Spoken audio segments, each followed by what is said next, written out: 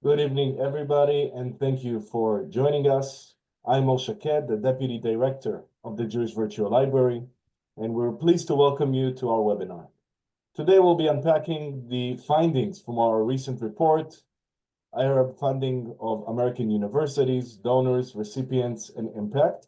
This report offers an in-depth look at how billions in foreign contributions, often opaque and underreported, influence campus discourse, academic programs, and administrative decisions at some of the most prestigious universities in the United States. At the Jewish Virtual Library, we are dedicated to fostering a deeper understanding of Jewish and Israeli history, politics, and culture. We provide reliable and accurate information in a world often clouded by misinformation. Since its founding in 1997, the JVL has grown into a trusted resource for students, educators, journalists, and the general public, especially in moments of crisis, such as the war in Gaza, where over 2 million people relied on our resources for clarity just after October 7th occurred. Tonight, we are once again fortunate to have Dr. Mitchell Bard, the Executive Director of ACE, the American Israeli Cooperative Enterprise, and the Director of the Jewish Virtual Library, who will guide us through the findings of this critical report. An authority on U.S. Middle East policy, Dr. Bard will walk us through the key players behind the Arab funding, the universities that receive these contributions, and the broader implications for academic freedom, transparency, and U.S. foreign policy. He'll also address the concerns surrounding the growing influence of foreign money on American institutions and the potential compromises to academic integrity and national security. This discussion will offer a deep dive into one of the most controversial and consequential funding pipelines in higher education today. I would also say that it's quite timely, given the visit of President Trump to the Gulf. We hope it will provoke thought-provoking questions and conversations on how we can safeguard the independence and values of our academic institutions, which we'll be happy to receive. We'll be happy to receive your questions in the chat box and hopefully answer at the end of this session, time permitting. Dr. Bard, the floor is yours. Thank you very much, Or. I'm still getting used to this technology. I'm actually bigger than Or is, although you would never know it, I guess, from the pictures. It's also strange, for decades I've been giving lectures in person, and I don't have the same kind of experiences through the internet that I used to have, like when I spoke at a private home and I got up, I gave my spiel, and at the end of the talk, the family dog came over and shook my hand. I can't have that kind of thing through the internet.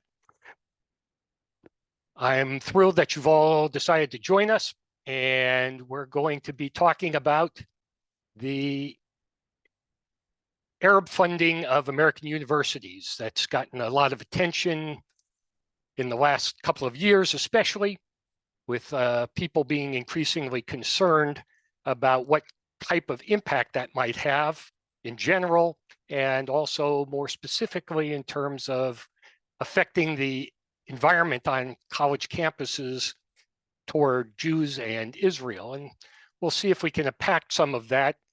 I'm an academic by training, so I base my analyses on empirical evidence. So it may not conform with all of what some people are thinking or feel in their kishkas. We'll start, though, with some of the basics. Why is it that Arab states are bothering with spending billions of dollars on American universities? Was this English diplomat noted, they're not philanthropists. That's not their interest. They want to use their contributions to propagandize their views on the Middle East, on various causes in the Arab and Islamic world. In some cases, they're hoping to get admission for students from their countries, even though many of them are unqualified for the places that they are applying. And it leads to the publication of a lot of pro-Arab publications, statements, and so forth that is designed to improve their images and promote their views. Some of the other reasons why they give are it enhances the image of Arab states and the rulers, especially when they associate with some of our more elite universities. The Saudis, in particular, really started investing heavily after 9/11 because, as you probably remember, they were getting a lot of attention for their role in sponsoring terrorism, and in particular, the perpetrators of 9/11, and they were hoping that by investing in American universities, it would contribute to diverting attention from that image. They also often are interested in getting faculty who will dismiss or underappreciate the threat of radical Islam and Muslim terror, and to often try to poo-poo the whole idea that such things exist. All of the Arab states are human rights abusers. Some of them have worse human rights records than others, but they hope that, again, by having these associations with American universities, they can whitewash their images. They hope to influence US policy, of course. Most of what they do is more directly with the government through their lobbying efforts, but they also hope to influence policy by getting faculty to write sympathetic things about their positions, by helping to educate people who will take positions in the US government that will ultimately have some role in foreign policy making. I'll talk about that in a little while. They're also interested in the more benign purpose of educating their own populations. They don't have the quality of education that we have in the United States, obviously. So the universities here can provide very good training for students from these countries that can be beneficial to their societies in things especially like medicine and engineering. They also hope to influence the curriculum when they give money to universities. They hope that that will lead to more courses on Arab states, on Arab societies, on Palestinians in particular, and also to influence the curriculum beyond the universities to K through 12. They also, again, another one of the more benign desires is to promote medical advances. A lot of the money that they invest is in medical research. So that is something that will benefit everyone, but they're interested in benefiting themselves, of course. How did it all start? Well, the longest I've been able to trace back was to 1969, and I believe that was the first Arab donation to, of all places, Ricker College in Maine, which I don't believe exists anymore. And King Faisal of Saudi Arabia, the Kuwaitis, and the Arab American Oil Company all were the initial funders. And this was the first program on the Muslim world in American universities, I believe. What are some of the incentives created by these investments? And what kind of money are we talking about? Well, if you look between 1981 and 2024, according to the Department of Education, which records all donations of $250,000 or more from foreign sources that are reported by the university, and that's a key point that I'll also get to in a few minutes. The universities have to report what they've received, and altogether, about $55 billion comes in from foreign countries all over the world. But of that, nearly 1/4 comes just from Arab sources, 14 countries and the Palestinian Authority. They made over 12,000 contributions to 288 different institutions in 49 states. So they're spreading their money all around to exert whatever kind of influence they're interested in. The only state, by the way, that hasn't gotten money is Alaska. If you look in more detail at the Arab financing, you'll see that 3 countries contribute almost all of the Arab funding: Qatar, Saudi Arabia, and the United Arab Emirates. If you include Kuwait, they make up 94% of all Arab giving and 23% of all university donations. So you can see that the Arab states are playing an outsized role in the funding of universities. If we look specifically at how much each country is given, you can see that by far and away, the largest sum comes from Qatar, nearly $6 billion. You can see the largest contribution it made was Cornell University. And you see the numbers from there. The country that's made the most contributions is Saudi Arabia, partly because they've been doing it longer. They also have made significant donations as high as 90 million. But interestingly, if you look there under Kuwait, the biggest donation that's been reported was $284 million. And where did it go? Not to Harvard, not to Yale, not to Columbia, but the University of Missouri, Kansas City. And you know what the money was for? Tuition, basically paying the university to take in Kuwaiti students. And how they came up with that number is a mystery to me, because you can educate a lot of Kuwaitis for 4 years for that kind of money. One other thing just of interest maybe is even the Palestinian Authority has given money, relatively tiny amount, but even they, despite their claims to be poverty-ridden and having to depend almost entirely on foreign contributions themselves, still managed to invest over $11 million. Which universities have benefited the most? Well, by far, Cornell University with over $2 billion. You can see Georgetown and Texas A&M, Carnegie Mellon, all close to $1 billion. And look down the list. And again, it's kind of interesting that you might think that the Arab states would be focusing first and foremost on all the Ivy League universities, but even Harvard is down there at the bottom with a still pretty healthy $258 million investment. Where does the money actually go, or what is it used for? Well, this is the most critical aspect of the whole study.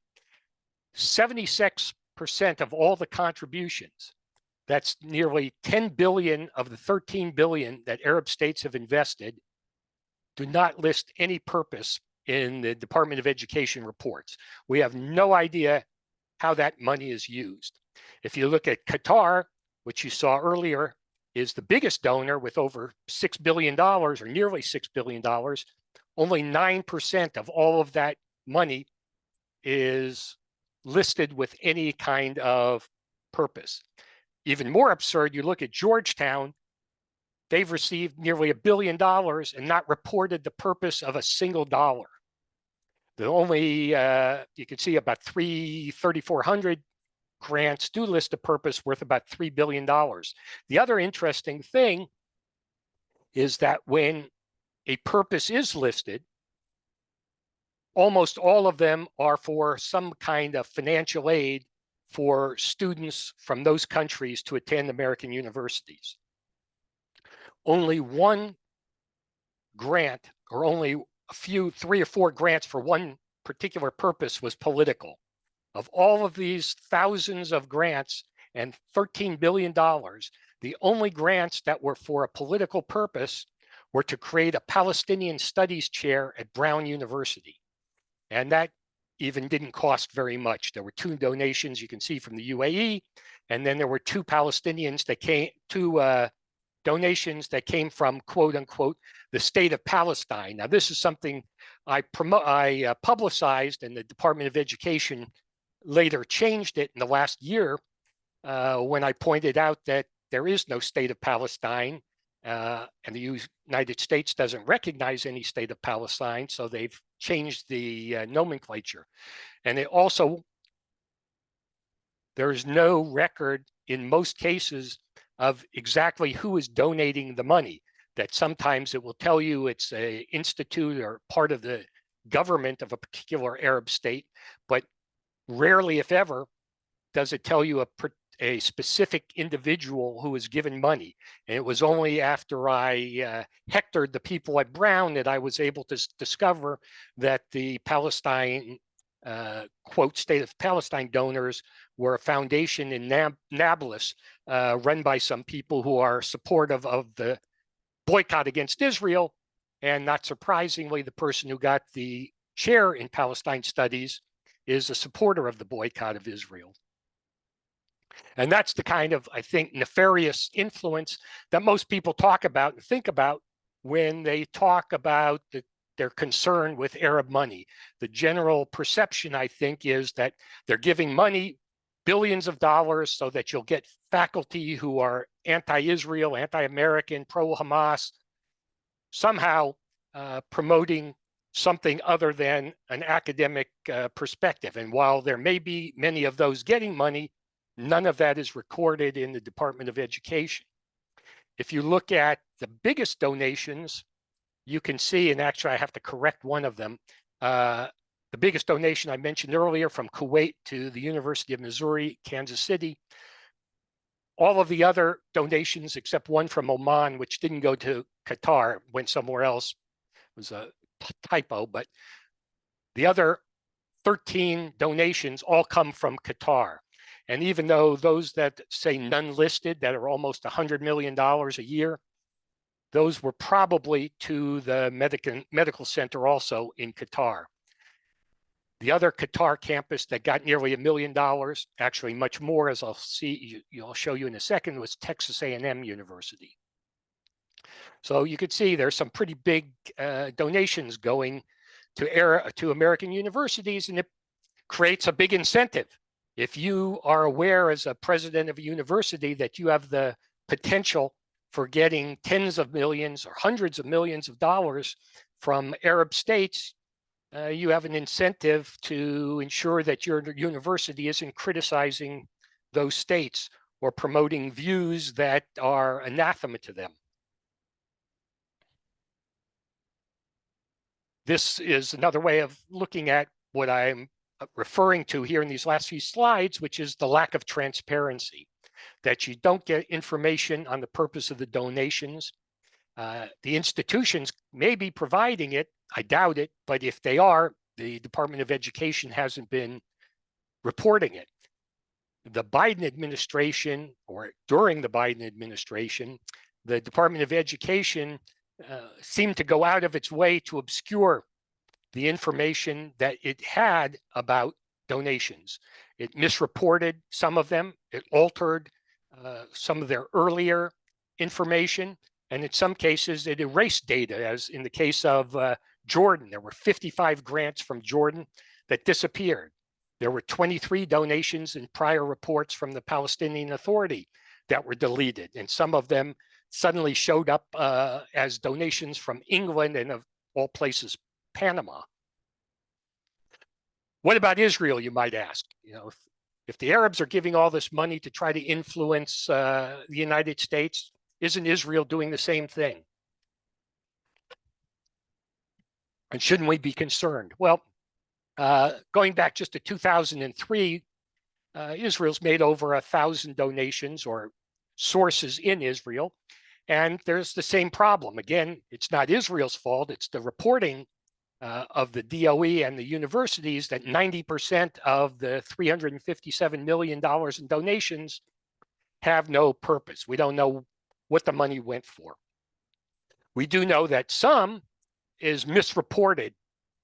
The Binational Science Foundation, which is created by both Israel and the United States, which both invest together in joint research projects between Israeli and Americans.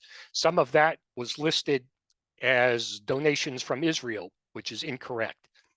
Of all those donations, there were only 6 listed from the Ministry of Defense for a trivial amount of money. So, you know, the Defense Ministry, at least from what we know, isn't pumping huge amounts of money into the United States education system. You might find it strange that 5 of the 6 largest donations went to Brigham Young University. You may be aware that Brigham Young has a campus in Jerusalem, and the Mormons are very interested in the Holy Land. While Arab states are funding chairs in Middle East studies, specifically to promote their points of view, the government of Israel is not donating money to create chairs in Israel studies.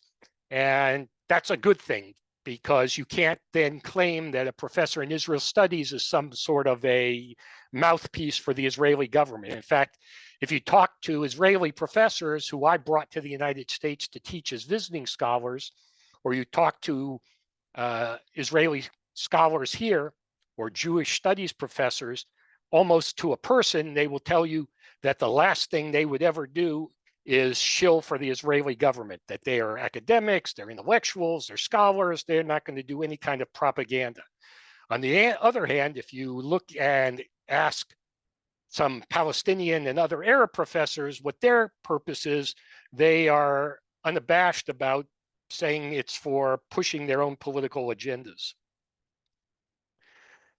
One of the big issues also is missing money, that billions of dollars has been invested in American universities and not reported. The universities themselves have been lax in reporting things, whether it's intentional or not, I can't say. I know that the Department of Education was not active in trying to enforce the requirement that they report. And you can see this was some research done by the Network Contagion Research Group that found huge amounts of money donated by Qatar, Saudi Arabia, and United Arab Emirates was unreported. And a lot of the money, $3 billion, that was unreported went to 6 of the universities here that have campuses in Doha. Now, what are some of the things they're missing? I know that they are missing because the universities publicized donations that they get. You know, universities always love to brag when they get a big donation, but many of them were not reported or are not recorded in the Department of Education database. And this goes all the way back, you can see, to 1999, when Oman funded a international relations chair at Harvard. In 2003, the UAE funded the Edward Said Chair at Columbia. And this is a good example of what I was just talking about, of the difference between the Arab states investing in chairs and Israel not investing in them. The Edward Said Chair, which many of you probably know, is named after a Columbia University English literature professor who was probably the leading intellectual voice for the pro-Palestinian, anti-Israel cause. And that chair was held up until about a year ago by Rashid Khalidi, who is a former spokesperson for the Palestinian Liberation Organization and took over for Said as sort of the leading pseudo-intellectual speaking for the Palestinians. But the fact that he was a PLO spokesperson tells you all you need to know about his legitimacy. And he held this chair and was teaching Columbia students for about 20 some odd years. Another interesting case is in 2005 when Saudi Prince Talal gave $20 million to both Harvard and to Georgetown, not appearing in the DOE database. Now, the investment in Georgetown was for a Center for Muslim Christian Understanding. And I find this interesting for 2 reasons. First, Georgetown is a Jesuit university. Why is a Jesuit university accepting money from a country that doesn't acknowledge or accept the practice of Christianity? And why would they have a Center for Muslim Christian Understanding? Where is Judaism? Well, I don't think it takes a genius to figure out that Prince Talal was not interested in Muslim Christian Jewish understanding.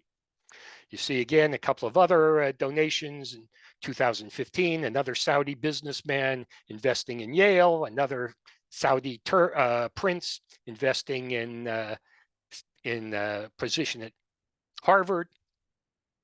The other interesting aspect in terms of trying to have influence without doing it too overtly is that the Arab states have invested in some of the most prestigious institutes within universities. So, for example, you have the prestigious Belfer Center at Harvard, which has been supported, you see, by Kuwait, Saudi Arabia, and the UAE. And just to give you an example of the kinds of people there, that's the home of Stephen Walt, the political scientist who wrote the book on the Israel lobby, which I would argue is an anti-Semitic and poorly informed attack on American Jewry and the pro-Israel community. Another prestigious institute is the James Baker Institute at Rice University. Again, you can see supported by various Arab states. Because Qatar invested for some time in the Brookings Institution, which is another thing the Arab states have tried to do, is invest in the prestigious think tanks that influence US policymakers. They were investing in Brookings for a number of years, and then Brookings, for a variety of reasons, decided to stop taking money from Qatar. So Qatar opened its own think tank, and it claimed that it takes money from everybody, but basically all its money comes from Qatar. And what they've done is brought in professors as academic advisors. I don't know if they get paid or not, but some of the people they have are Shibli Telhami, who gets a lot of press from the University of Maryland because he does a lot of polling on the Middle East. And almost inevitably, his polls are written in a way that are guaranteed to have anti-Israel results. There are people from Colombia on the advisory list who, as you could see, are also vitriolic critics of Israel. Another guy who's on their list is from Georgetown, who is one of the supporters of the academic boycott of Israel. I would argue, and if you read, I have an article in the Jewish News Service today. It'll be in our weekly email on Monday, which I encourage you to sign up for. I argue that these universities compromise their integrity by taking money from these countries that are human rights abusers, like Saudi Arabia. They received not $22, but $22 million from Saudi Arabia. And after the murder of Jamal Khashoggi, the Washington journalist that we believe was disemboweled at the order of the Crown Prince of Saudi Arabia, questions were raised over whether Northwestern should continue to take money from them. And you could see the rationalization was, oh, the funds are going for good things, basically. And as long as they're going for good things, it really doesn't matter where it's coming from. You had a similar kind of rationalization from a consultant for Boston College, who also was a consultant, not surprisingly, for the Saudi Ministry of Education, who said, oh, if you take money away because of their violations of human rights, all international academic engagement would come to a halt. Well, that's patently nonsense, because obviously there would be research with countries all over the world, just not the Arab human rights abusers, who aren't the most valuable partners in the first place. Now, as one of the human rights lawyers at University of Maryland argued, was there's no reason for compromising. That a lot of the universities are afraid, as I said at the outset, that if they say anything negative about a potential Arab donor, they'll lose the possibility of getting millions of dollars in donations. But this lawyer at least argued that it's a risk worth taking, that these universities shouldn't be complicit in helping these universities or these countries continue their human rights violations, and that it's really a question of morality and ethics of whether you want to be in bed with those kinds of countries. And you had this issue come up at MIT, and a group of students wanted them to cut ties with the Saudis, who gave a lot of money, continued to give a lot of money to MIT. The Crown Prince is sponsoring a number of programs at MIT.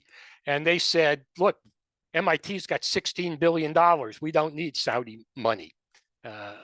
Let's just do without it.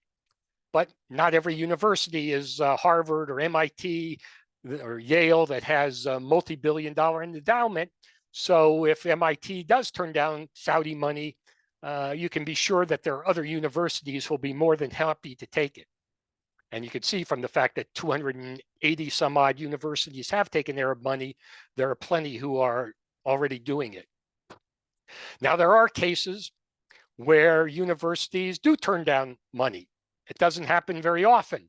A number of years ago, a group of universities were going to provide advice to the University of Riyadh, and they withdrew after they found that 4 Jewish professors were denied visas. University of Nevada, Las Vegas is one that turned down the offer to create a campus in Dubai because of human rights concerns. Boston University, Harvard, and Michigan State and Rochester Institute of Technology, though, all took the money and opened campuses in Dubai. Harvard, MIT, and some others did turn down money to train Saudi teachers when Jewish faculty were banned from participating. But again, these are the rare exceptions. Now, does the Arab funding pose a threat?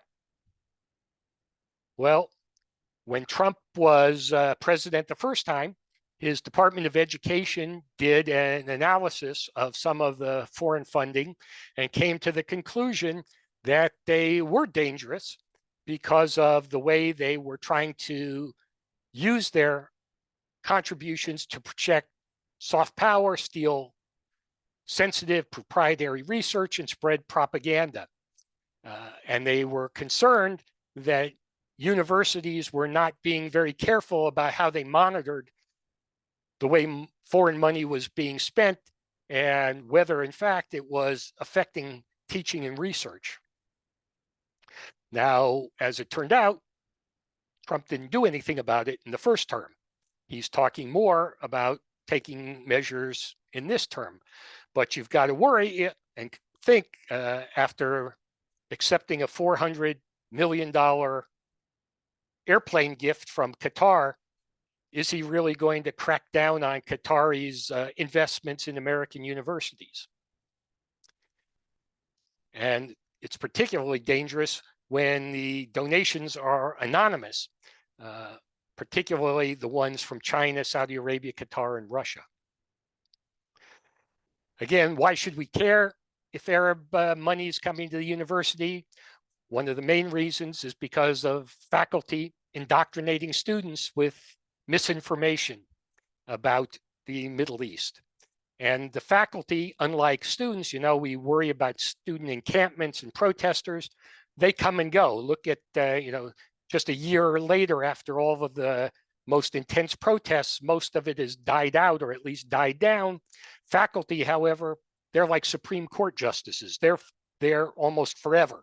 And so if you have bad faculty, they can influence a campus for 10, 20, 30 years. The professors are also the ones who write the textbooks that are used by other universities. For example, I mentioned Stephen Walt writing the book on the Israeli lobby. That book is used in courses all over the country. They also appear on CNN and Fox and all of the media as experts and spread the misinformation beyond the classroom to the broader population. At least 5,000 professors that I've kept count of are supporting the boycott of Israel, which is, of course, ironic, since these are the same people who are constantly belly aching about what they claim is interference in academic freedom. And they have no hesitancy about denying academic freedom to students who want to study in Israel, to scholars who want to do research in Israel or joint research with Israelis. It's complete hypocrisy.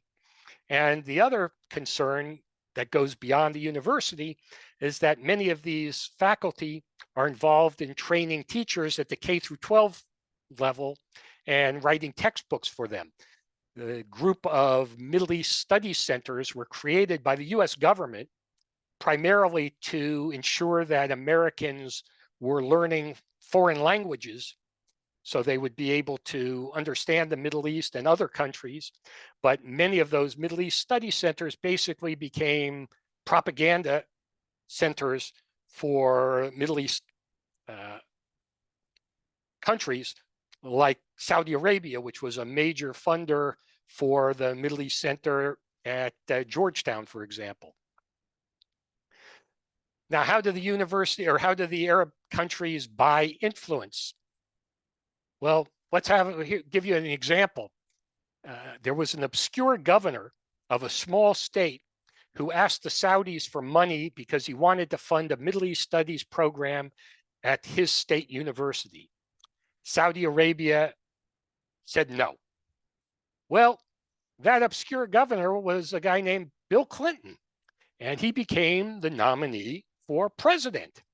And after that, the University of Arkansas suddenly received $3.5 million as a gesture of respect for the governor. That's a similar kind of language. I think we just heard from Qatar about the $400 million airplane for Trump. And then after Clinton was inaugurated, the University of Arkansas received another $20 million. Do you think that the Saudis suddenly thought that Arkansas was the best place to educate people about the Middle East? Well, this is just one way that the Arab states attempt to influence not only universities, but presidents, because now you have a president who has a certain interest in being nice to the Saudis. And this goes on, by the way, past the time they're president, because the Arab states turn out to be big donors to the presidential libraries. Now, are these donations designed to be anti-Israel, or are they just pro-Arab? Well, I'd argue that generally they're investing for pro-Arab reasons, that they want to promote their own image and to create positive ties with the United States and to educate their own youth. Their principal interest isn't in undermining Israel or creating a hostile environment on campus. Because for one thing, it would be counterproductive. If they were shown to be anti-Israel, they would get a bloody nose or a black eye. Their Arab image that they're seeking to improve by their investments would be backfiring. So it's really not in their interest to be anti-Israel. And as I noted before, they give to a lot of benign purposes, such as healthcare and tuition, and they don't support very much in non-political fields. Or I'm sorry, most of it is for non-political fields. They give very little money for political fields of research. So there's not a lot of opportunity to influence the political scientists or others who write about Middle East affairs outside the Middle East studies departments. The departments that don't get money from the Middle East are the ones that are the most hostile generally. Those are fields in the humanities and social sciences. So, for example, well, I'll get to that again in a second, but there are nefarious influences. I mean, they're not all benign. As I mentioned, the case of the donor for Palestinian studies at Brown, They were clearly interested in making sure that the professor there was going to be someone who was hostile to Israel. Two academic advisors I mentioned at Qatar are teaching future diplomats at Georgetown. The $20 million to the Georgetown Center I mentioned went to a center whose director was saying before 9/11 that bin Laden was falsely being painted as an Islamic extremist and tried to downplay the danger of Islamic extremism. I don't know who's graffitiing my presentation, but I hope they'll stop. The big question a lot of people have asked in the last 2 years is whether these Arab donations are causing or inciting anti-Semitism on the campus. And one organization that tried to do a scientific study of the question was the Network Contagion Research Group, and they said yes. And they based their conclusions, strangely enough, not on the $13 billion that we know about, but on the money that they said was unreported. Their basic thesis was the more Arab money goes to a campus, the more there is anti-Semitism.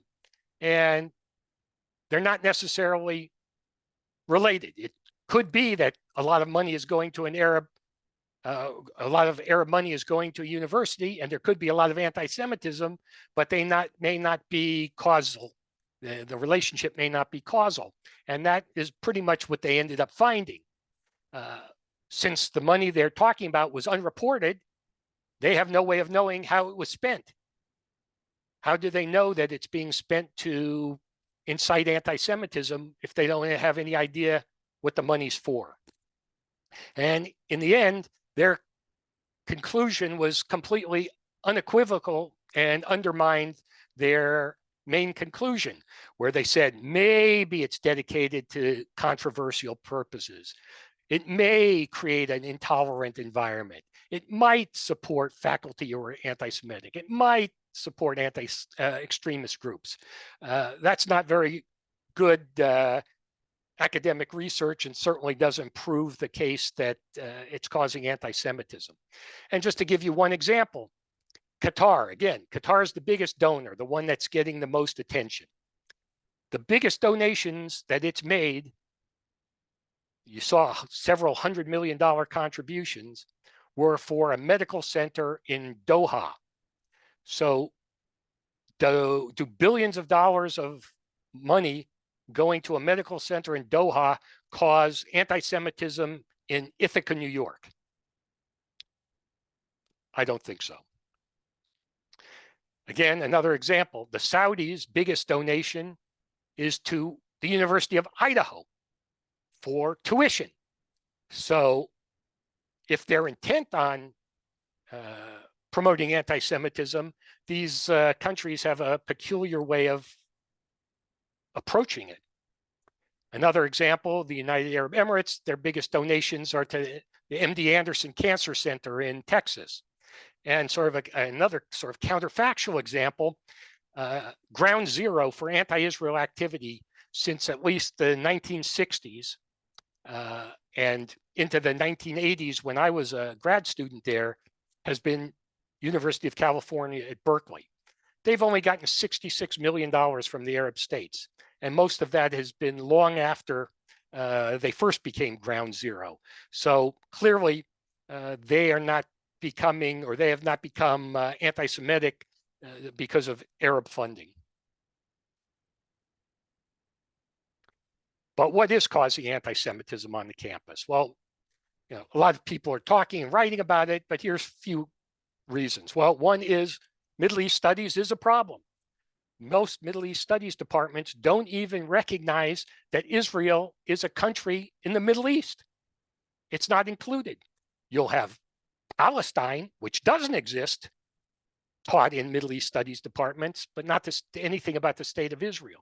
This is the reason why there has been a need to create centers of Israel studies, because otherwise at most universities, you wouldn't be able to study anything about Israel. And many of these Middle East studies departments have faculty, not all faculty, because some faculty are studying other parts of the region that have little or nothing to do with Israel, but many of the faculty there are hostile to Israel and to Jews. The worst anti-Semitism tends to come from gender and ethnic studies departments. And you got to wonder, why is that? If nothing else, it makes no sense if these people knew anything about the Middle East. And of course, most of them don't. That's not their field of study. How could people in gender studies be standing up for Palestinians whose government treats them as second-class citizens and ignore all of the Arab states that treat women as second-class citizens? Or ethnic studies departments that see how various ethnicities are treated, or how Christians are treated in the Palestinian Authority and by Hamas in Gaza, or how the gender studies people ignored the rape and abuse of Israeli women by Hamas as hostages and on November 7th.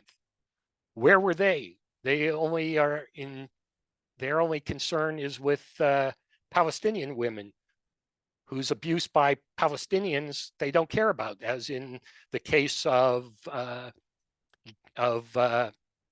killing of women because they are dishonoring their families. So that's very bizarre. And even more strange is when you have people studying LGBTQ issues, where anyone who knows anything about the LGBTQ issues knows that they would at best be persecuted and at worst be murdered if they lived in Gaza or the Palestinian Authority, and that those who can escape usually to Israel, which has one of the most enlightened policies toward LGBTQ communities. The real rot is in social sciences and humanities. Other than gender and ethnic studies, places like anthropology is one of the worst. But you don't find very many hostile faculty in the STEM fields of science, technology, engineering, mathematics. It's very rare to find faculty from there who are involved. Why? Because they're used to engaging in scholarship based on empirical data and empirical evidence. People in some of the social sciences and humanities are not dealing with facts and empirical data. They're dealing more with subjectivity and their own personal views. In addition, in recent years, one of the causes, remember, anti-Semitism has been an issue on campus going back as early as the 50s. I can show you a quote from Eleanor Roosevelt talking about the problems on campuses, or I could read you from a study that was done by APAC that talked about all of the problems on the campus. And if I read it to you today, you would say, that's a perfect description of what's going on now. And then I would tell you it was written in 1969. One of the things that's changed over the years is this notion of intersectionality, which incorporates anti-globalism, anti-colonialism, and this idea that all sorts of discrimination are somehow interrelated, so that the persecution of Palestinians in the West Bank somehow has a relationship to racism here in the United States. And this is a construction that has been very influential in the social sciences and humanities and led to a lot of what we see among faculty and students today in their hostility toward Israel and Jews. Now, just to go back for a second to Qatar, why do we care about Qatar? Why is there even an issue about them? After all, the United States has its biggest military base in Qatar. You have the president in Qatar just this week effusively talking about the Qataris, signing deals with them. Well, the reason to be concerned is Qatar is one of the major sponsors of terrorism around the world. They were, along with the Iranians, the principal sponsors of Hamas. They are sponsors of the Muslim Brotherhood. They allow these terrorists to reside in Qatar. They are the creators of Al Jazeera, the rapidly anti-Israel network, and they're collaborators with Iran. So you have to ask, why would universities, if they had any principles, want to associate themselves with a country that's one of the leading sponsors of terrorism? Again, that's a subject of the column I wrote in the JNS today. Now, Qatar has tried to change its image and shape its image, in part because it's anti-Semitic. It's very interesting. Because the Qataris are convinced that Jews are all powerful, they think that if they can convince American Jews that they are benign and innocent, that American Jews will then lobby the US government to support US-Qatari relations. And so a number of years ago, they hired an Orthodox Jew to do public relations. He helped organize some junkets for some Jewish leaders, including Alan Dershowitz and the head of the Zionist Organization of America and some others. One of the reasons they did it at that time was the other Gulf countries were boycotting Qatar. And they hoped that these Jews that they brought to Qatar on these junkets would come back to the United States and lobby the government to try to get the boycott lifted. You may not remember, but in his first term, Donald Trump was very hostile toward Qatar for the same reasons that everyone should be.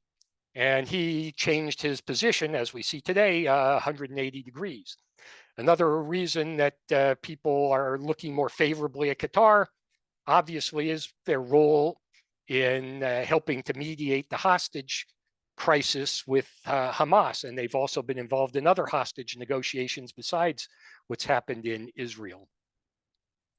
Now, again, as I started out by saying, the Arab states are not in the business of trying to promote anti-Semitism. And as this one particular Israeli Gulf expert said, you know, the Qataris aren't trying to promote anti-Semitism, but it's a byproduct of some of the policies that they find convenient.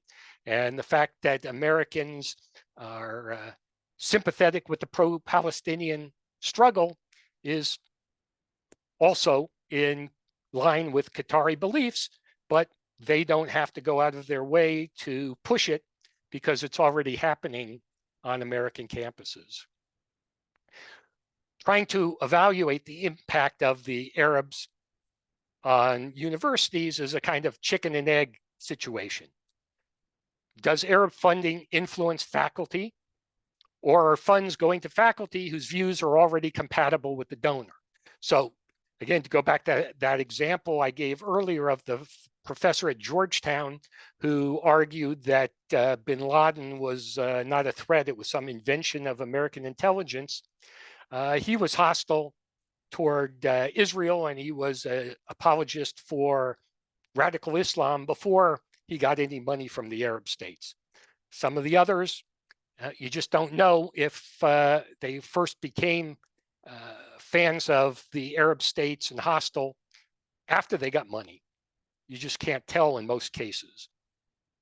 Also, as I'm trying to argue, the roots of campus anti-Semitism came long before the Arabs funded. Most Arab funding has just been in the last 10 years. That's when it's really escalated. The Qataris, for example, gave over $500 million between 2013 and, 2023 and 2024. So in the days when the Arab states were giving little or no money, we had serious problems on campuses across the country. As I mentioned on the previous slide, now you have intersectionality, this notion that Jews and Israelis are privileged whites who are oppressing the minorities and others, and that Israel is one of those oppressors is another factor in anti-Semitism.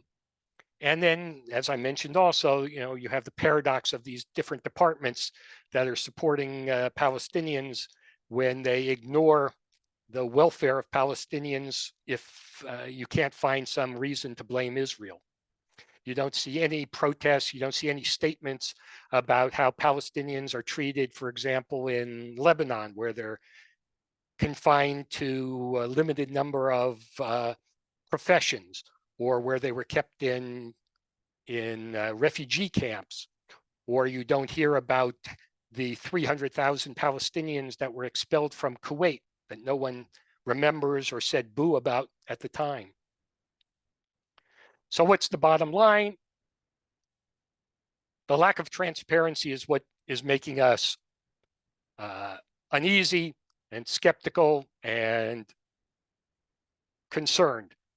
Until we know how much money is being spent by the Arab states and what it's being spent for, we'll have this continued concern that it's for nefarious purposes. As I mentioned, during his time, the DOE withheld information when Biden was the president. Right now, the Trump administration is talking about doing more to hold the universities accountable. Members of Congress are introducing legislation toward that end. We'll see.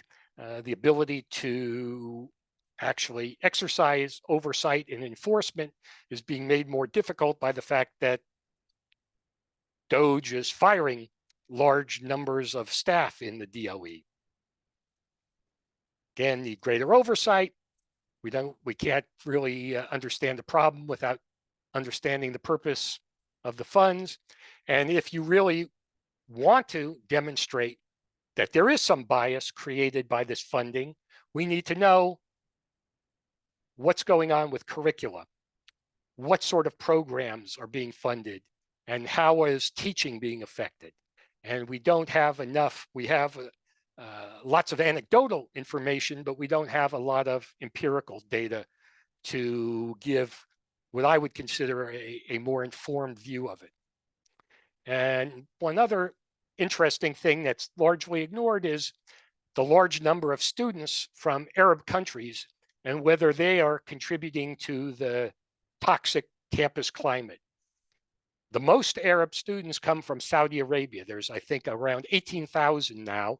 It's down from over 30,000 a few years ago. But the Saudis specifically prohibit their students from engaging in political activity.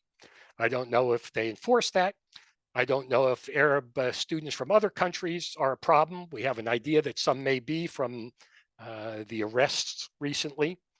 But this is something that's been insufficiently examined, that just how many Arab students are there and whether they are at all involved in the incitement against Jews or Israel on campus. A lot of this and more is in the study I wrote on the subject of Arab funding. You can find that in the Jewish Virtual Library under publications. I last updated it about a year ago. I'll probably be updating it again in the coming weeks when we have some new information. And I hope that you'll all sign up for our weekly email. We don't bombard you with emails. It's just one a week that will give you some more insights into what's in the library, latest myth and fact, some interesting videos and other information. Let me turn it back over to Or, and he'll moderate the questions. Feel free to ask whatever you like in the chat, and I'll try to answer as many questions as I can in the next 30 minutes. Absolutely. Thank you very much, Dr. Bard, for the insightful presentation. We will now be moving to the Q&A session, and I will pick up some of the questions that you asked me during this past hour. Mr. Robert Daly, the slide showing the 15 largest donations lists the purpose of the donation for the top 6 donations, all over $100 million. If the donation is less than 100 million, is there no requirement to report the purpose of the donation? Well, in theory, there is a requirement, but the DOE, if it has them, does not publish them. All donations above 250,000 are supposed to be reported, and it's supposed to have a variety of information. And one of the things that happened during the Biden administration was they deleted a number of the categories that had previously been required to be reported. But even then, in the past, the universities were not reporting the full information about the purposes. But absolutely, this is the problem, that a $100 million contribution can be made without us having any idea what it was used for. In those particular cases, from Qatar to Cornell, almost certainly they were for the medical center in Doha. Thank you. Next question. Mr. J. Green is asking, in order to hold the Department of Education accountable for clearly reporting the sources and purposes of all university and college donations, outside of communicating our concerns to our senators and congresspersons, what do you suggest? Well, I think that's the main thing that we as individuals can do, is to talk to our representatives, try to talk to some of the organizations that are interested in this topic, and working with them to get this put on the agenda. I mean, ideally, it would come from the Bush administration. I think Linda McMahon, the Secretary of Education, is interested in this. There are several pieces of legislation, I believe, that all are related in different ways to enforcing this. Some are also talking about lowering the threshold from $250,000 to $50,000, which would also be a positive step forward. But we'll have to see if they take action on it. It's not something that's very complicated. The Secretary of Education ought to be able to do this with a stroke of a pen, but they're going to be fighting with the education associations, who are fighting tooth and nail to prevent any specifics about their donors from getting out. They argue, for example, if it's made public who the donors are and what they're doing, that will compromise their ability to raise more money. Thank you, Dr. Bard. Next question by Ms. Amy Fishman. How has Jewish donorship been changed by what's going on campus, for example, NYU? How has Jewish philanthropy been affected? Well, in the last couple of years, the main impact has been, and you've probably all seen it in the newspapers, is that some very wealthy individuals have pulled their donations from various high prestige universities like Penn and Harvard. I've said consistently for decades now that universities care about one thing. They actually care about two things, and neither of them are education. They care about their image and they care about money. And so that's why the universities suddenly started paying attention to anti-Semitism. Anti-Semitism they've been tolerating for decades. And it's only now, because of those donors, and even more so because of Trump, and you can argue about whether he's gone overboard and cutting billions or hundreds of millions of funding from universities is draconian. But the fact is, it got their attention and got them to focus on anti-Semitism in a way they didn't before. And that's what it takes. It takes money and it takes bad publicity. Now, I think the more positive thing that donors should be doing, and this is something I focused on here at ACE for about 8 years, is funding programs in Israel studies. Nobody's going to do that other than Jewish philanthropists. Just like, there was no Holocaust studies until Jewish philanthropists invested in it. There was no Jewish studies. Universities aren't going to suddenly say to themselves, oh, what's really missing at our school is Israel studies, and we're going to put aside money for that. So for about 8 years, I brought over 100 Israeli professors to teach at more than 50 universities, including all the top universities. And over those 8 years, they introduced hundreds of courses on Israel that never existed before. And what was really important to me was they were trying to teach Israel from a broad perspective. If you study Israel or you listen to any of the Middle East studies professors today, the only way they look at Israel is through the prism of the conflict with the Palestinians. No other country is studied that way. You know, you don't study Russia based on the war in Ukraine. You don't study France based on the French Revolution by itself. So we brought professors to teach about Israeli history, politics, film, music, anthropology, you know, all the whole range, the gambit of what you would like any country to be studied as. And we were able to catalyze the creation of a number of chairs in Israel studies and programs and centers in Israel studies. My proudest accomplishment is at my alma mater, Berkeley. I mentioned Berkeley has been ground zero since before I was there for anti-Israel activity. It's still, but I'll bet very few, if any of you know, that Berkeley has the best program in Israel studies in the United States. And the reason is because the visiting professor that we brought there helped to get financing and infrastructure to create a program in Israel studies, which is flourishing today.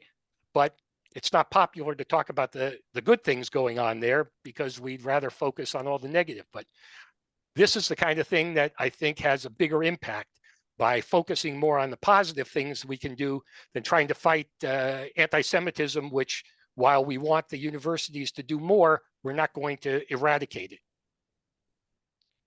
Thank you, Dr. Bard. Mr. James Bedillion is asking, do Arab states also donate to U.S. political campaigns?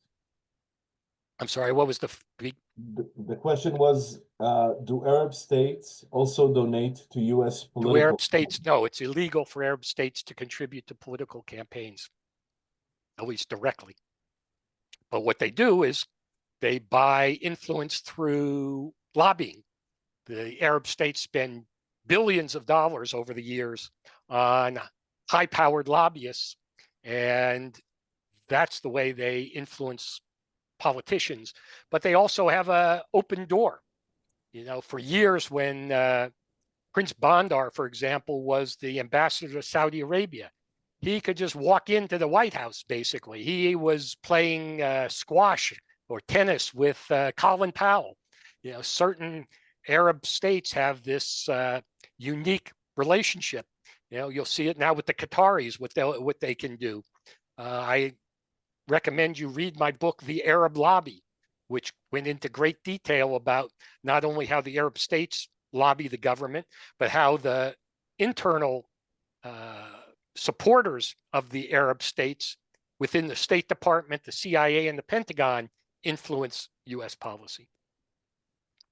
Thank you. Next question by Mr. Edward Melissa. Is there a correlation between donations and anti-Semitic organizations in these universities? Again, I don't think there's a lot of evidence for it. You know, it doesn't take much to start a student organization. It doesn't cost usually any money. You know, to put on a protest, you can get a piece of cardboard and write Free Palestine on it. You don't have to get donations. Most of these campus organizations also aren't new. They're just a new manifestation of ones that have been around for decades. You know, in my time, I remember at Berkeley, I would put out a table with an Israeli flag and some information about Israel. And next to me was the Muslim Students Association with a big sign that said Zionism is racism. And they were giving out highlights of the anti-Semitic protocols of the Elders of Zion.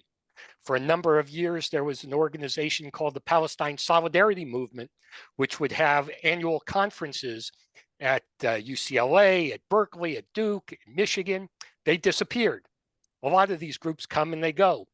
Now we have Students for Justice in Palestine. Now we have Jewish Voice for Peace and some others. They'll probably disappear over time. One of the interesting things is in the old days, like 60s, 70s, early 80s, the groups were mainly Arab students, and they did get funding from the Arab governments when the Arab governments were much more hostile toward Israel. You know, now the Arab-Israeli conflict is over.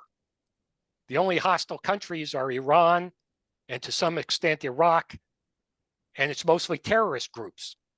So the Arab states don't have a big interest in funding anti-Israel groups the way they used to in the old days. So these groups today, mostly they don't need a lot of money.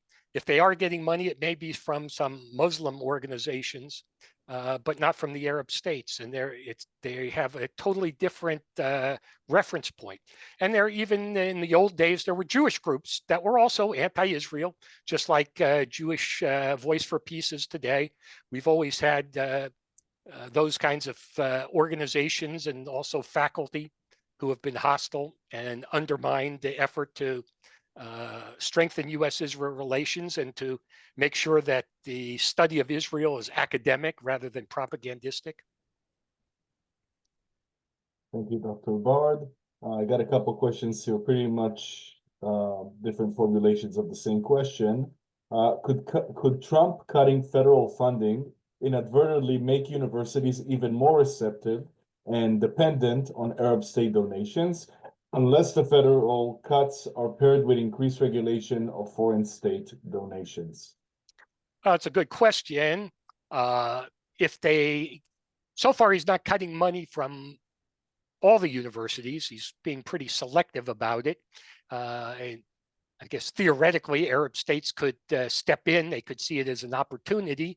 University professor or university administrators could see it as an opportunity. Ideally, it would be paired with some sort of a prohibition on Arab money being accepted by universities. I tend to think it's unlikely that Arab states are going to give $2 billion to Harvard now to make up for the money that may be cut. And by the way, another interesting thing, Colombia got no money from Qatar. And I think you all know how hostile Colombia has been over the last year and a half. So the relationship is not what I think most people assume it to be. Thank you. Another question here. Can you discuss initiatives to encourage the Department of Education to enforce accurate donation reporting by colleges and universities? What changes can be expected as a result of the dismantling of the DOE? Again, I think it's what I was referring to before, that you need the Department of Education to decide either on its own or forced by Congress that it's going to force, require, and enforce universities reporting all of their donations. They've already opened some investigations specifically into some universities that they know have not reported everything. I know a few years ago, I think it was Yale and another university that they were investigating because they knew for a fact that they hadn't reported the money. Based on the examples I gave and more that you can find in my report, there are lots of cases where the money is not in the DOE report, whether it's because they didn't report it themselves or DOE lost it or didn't report it.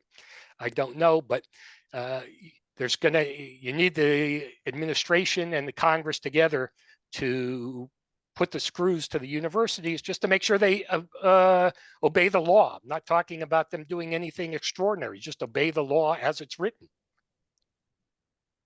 Thank you, Dr. Bard. With the history of influence from Edward Said and Rashid Khalidi as professors at Columbia University, how much funds have been received by Columbia from Arab sources in recent years? I'd have to look up for recent years. I don't know the amount off the top of my head. I think it's probably in my report, but it's it's tens of millions of dollars that they've gotten, and they've gotten a lot of money through the Center for Palestine Studies, which is another anomaly. It was the first of its kind in the country that was created with Khalidi as the director, and you could guess what the Center of Palestine Studies studies. They also get money from the government for all sorts of programs that are associated with extremely anti-Israel organizations. But I can't tell you the exact amount of money, but the fact that the US government has funded a lot of these things is what should really disturb a lot of us. And there have been efforts in the past to try to reform what's called Title VI centers, Middle East Studies centers, because of this. And it's really never been done. One of the problems, and this is a good example of how faculty work, is that there are faculty who decide who gets the grants from the federal government. And if all of the faculty who are on the committee to decide who gets money for a Middle East Studies project are anti-Israel, you can guess what the project's going to be. So one of the arguments that I've made in the past was what we need to do is reform the task for, or the faculty groups that decide on the distribution of grants. So for example, if you had professors who are members of the Association of Israel Studies as the people who choose who gets grants related to Israel, you'll have Israel-related programs. Right now, you don't have any because you don't have anybody who's remotely sympathetic to Israel making the decisions. Thank you. I have something that is more of a comment than a question. Many of the Arab students are in STEM areas, and these are probably less likely to be involved in politics on campus. Your comment? Yeah, I think that's right. That's why I'm very hesitant to suggest that Arab students are the ones who are the principal inciters of the protests and the violence on campuses.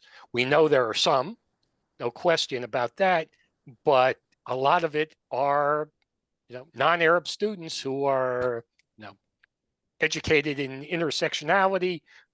Some of them are well-meaning and they see what they think are terrible violations of human rights that they want to see addressed. But a lot of the Arab students, that's right, they go to places like the Saudis fund a lot of students at the University of Alabama at Birmingham. Well, they're not sending them there to be, protesters and incite violence. They're going there, I think, to study oil engineering. So, yeah, a lot of them are in the STEM fields. That's what the Arab countries need from their people coming back from here. They don't need agitators. Thank you very much. Another question. Are there restrictions for religious organizations to donate funds in these universities? It's no secret that these nations are all Islamic and unfriendly to Israel, end quote. Well, they are Muslim countries. They are also often donating money for the study of Islam. I don't think that violates our Constitution. As far as religious organizations in America, I don't know how that, to be honest, I don't know if, the Orthodox Union wants to donate to a university to create a chair in Jewish studies. I don't know if there's any problem with that or not. That's just, I don't know. But it's true that the Arab states are Muslim countries and they are investing in teaching Islam and Islam in the way they interpret it, which is in the most benign way. That is, they're not going to invest in a chair in Muslim studies that's going to talk about Al-Qaeda or ISIS or Hamas. Thank you, Dr. Bard. Pivoting a little bit, how good is Israel in disseminating accurate information on its behalf? I'm sorry, ask again. How good is Israel in disseminating accurate information on its behalf? Seems like a general. I'm not sure if that's referring through education or more generally. You know, I've given, I don't know how many hundreds of lectures, and the one question, and thank you for keeping my streak alive, that usually everyone asks is, why does Israel have such terrible PR? I would suggest that Israel has gotten better at making its case and presenting information than in the past. It's imperfect. It has a lot of problems. Some of them are self-inflicted by the way they do things. Some of it is unavoidable. For example, when there's an accusation that an Israeli bombing has, in the case in the early part of the war, when there was a bombing of a hospital in Gaza, and Israel was immediately blamed, and it was said they killed 1,000 people or 300 Palestinians. And once that story came out, there was nothing that you could do to change it. It took Israel hours to, demonstrate that it wasn't responsible. It was a Palestinian rocket that had done it.